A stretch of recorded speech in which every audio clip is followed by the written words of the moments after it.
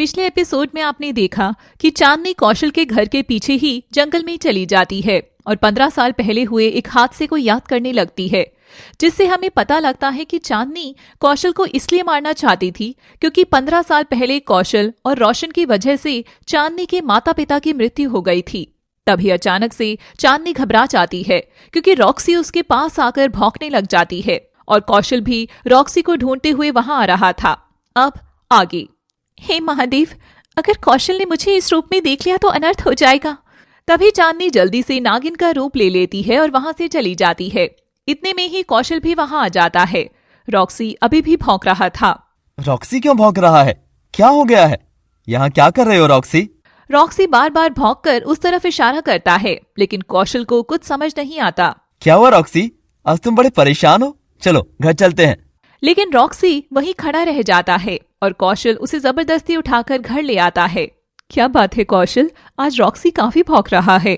हाँ मम्मी, वही तो मुझे नहीं समझ में आ रहा है। मुझे तो लगता है कोई परेशानी आने वाली है। जानवरों को आने वाली परेशानी का आभास हो जाता है बेटा। क्या रजनी, तुम भी क्या दकियानुसी बातें कर रही हो? मैं कह रही हूँ ना, वरना ये ऐसे नहीं भौंकता। नहीं मम्मी, आप क्यों बेवजह चिंता कर रही हैं? ऐसा कुछ नहीं है। शायद इसकी तबीयत ठीक नहीं है। लेकिन रोशन और कौशल नहीं जानते थे कि रजनी की बात में सच्चाई भी हो सकती है। खैर, अगले दिन चांदनी झाड़ी के पीछे नागिन रूप में बैठकर कौशल का इंतजार कर रही थी। मम्मी, आज मुझे कॉलेज जाना है तो मैं जॉब पर नहीं जा पाऊंगा। टिफिन मत पैक करना मेरा। ठीक है बेटा। क्या घटिया सी जॉब करता है तू। अभी इंडिया में होता तो बिजनेस संभाल रहा होता। पापा, बाहर यही सब होता है। धीरे धीरे सब सेट हो जाएगा, स्टेप बाय स्टेप। और क्या, तो आप भी ना बेटे को मोटिवेट करने की बजाय गलत बोलते रहते हैं बस। मैं तो सच बोल रहा हूँ और सच तो कड़वा ही होता है। तो कौशल अपनी कार पर कॉलेज के लिए निकलता है। वहीं चांदनी भी तेजी से उसकी कार का पीछा करते हुए कॉलेज पहुंच जाती है। यहाँ तो बहुत सारे लोग हैं, मुझे सावधानी से अंदर जाना होगा।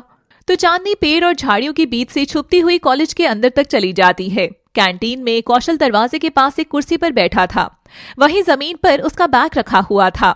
इस बैग में चली जाती हूँ और जैसे ही ये बैग खोलेगा वैसे ही इसे डस लूंगी। वह कौशल के बैग में छुप जाती है और कौशल अपने दोस्तों के साथ बातचीत कर रहा था।